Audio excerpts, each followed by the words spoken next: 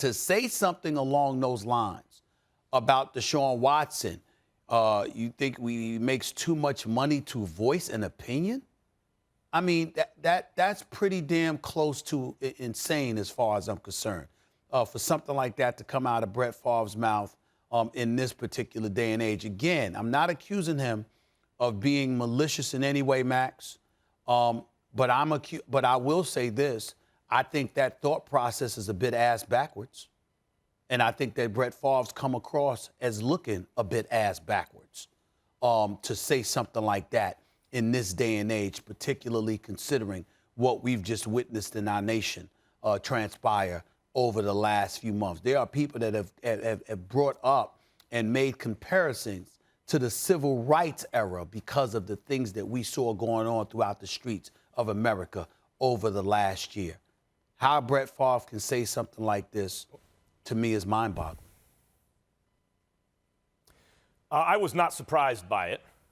First of all, Brett Favre said, I think we make too much money to voice an opinion. Yes, he did. So he's including himself with That's Deshaun Watson. In other words, players. And there's always been an element, even among the workforce, even among the people who self-identify as working class, that don't and that are in fact based on socioeconomic standing, that believe that labor should stay in its place. And that, especially if you're being paid well, oh my God, Mr. So-and-so gave me this enormous check, and once upon a time, Stephen A., it's not just like along racial lines, shut up and dribble, which always had those kind of undertones. But once upon a time, Joe DiMaggio was reviled, and other white players in baseball were reviled because they would hold out for more money. And the press, by and large, and who do you think owns the major media outlets? The moneyed interests, right? And the press reflected their sentiments, and sometimes maybe their own sentiments about staying in their own place. Who are they to hold out? They're making $100,000 to play a child's game. Well, let me ask Brett Favre something. Are the owners making too much money to voice an opinion? Because they're making a lot more than the players. Let's not act as though players rolled out of bed one day and hit the lottery. They got lucky. No. Were they born with physical genetic advantages? Undoubtedly, but not everyone who was born taller or faster or stronger makes the NFL. They've put a lifetime of work, dedication, passion to become one of the best in the world in one of the most competitive industries in the world, where almost everyone who can play is playing.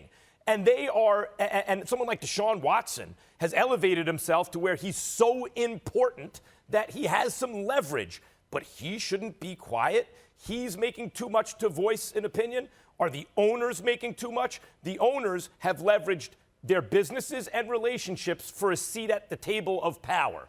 The players, because they're not as powerful, because they don't start out as rich, have leveraged their union to collectively bargain for a seat at the table. And the superstar players also leverage their incredible importance to their teams to have more power than just another player and to be able to voice their opinions. And we've seen it in the NBA and now increasingly in the NFL to even demand or at least steer trades and kind of put their hands on their future and control their destiny more than in the past. Stephen A., I am unsurprised that some elements come out. Apparently, Favre thought of himself as the hired help and say and echo this sentiment that we've seen throughout American sports history. You're the hired help.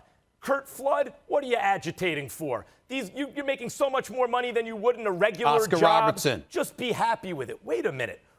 Right, same thing. Wait a minute. Why should I accept the people who pay me have made their fortunes on the free market?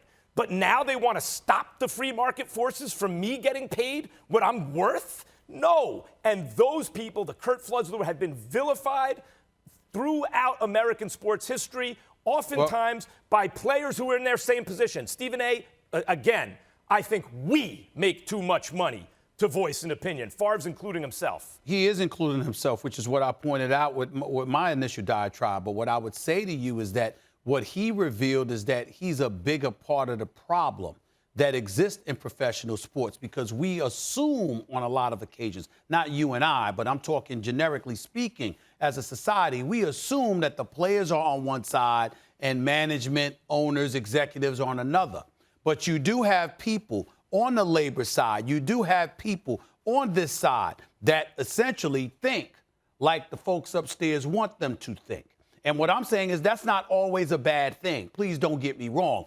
I'm about winning. If you're about winning, okay, and we're about the bottom line, I have no problem with you aligning yourself with folks upstairs because the objective and the agenda is the same as it pertains to the bottom line.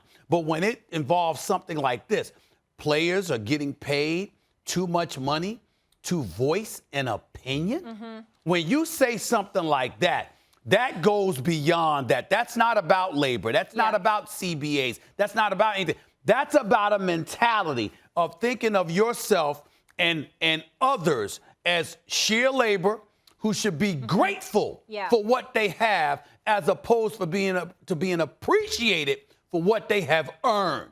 And I'm very, very disturbed that Brett Favre would say what he said, not just about everybody else, like you said, himself as well. And I'm not attaching any kind of racial connotation to Brett Favre by saying that in terms of his intent.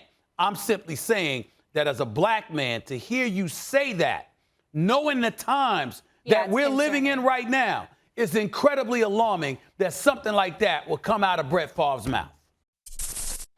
Thanks for watching ESPN on YouTube. For live streaming sports and premium content, subscribe to ESPN+.